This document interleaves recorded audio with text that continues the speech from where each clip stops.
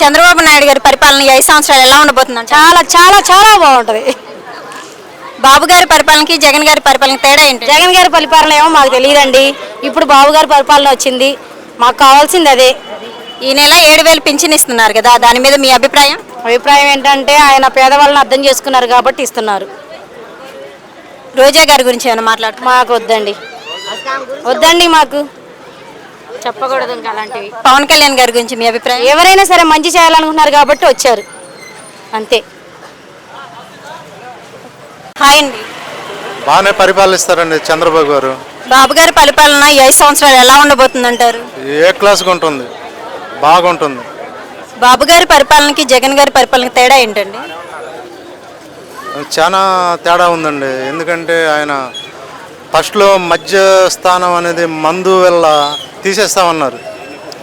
అది 100 రూపాయలు అమ్మేది 250 రూపాయల దాకా వెళ్ళింది. అది చాలా దారుణం కదండి. అట్లాంటి కొన్ని పనులు తేడాగా ఉంటేనే ఆయన. ఈ నెల 7,000 పింఛన్ ఇస్తున్నారు కదా, మీకు ఎలా అనిపిస్తుంది? నాకు చాలా హ్యాపీగా ఉంటుంది, చాలా బాగుంది. నారా లోకేష్ గారి గురించి మీ అభిప్రాయం ఏంటండి? ఆయన మంగళగిరి నియోజకవర్గంలో గెలిచినందు వరకు చాలా బాగుంటుంది. మా నియోజకవర్గం వల్ల ఆయన మంచి పనులు చేస్తారని మా కోరిక. Thank you. వెరీ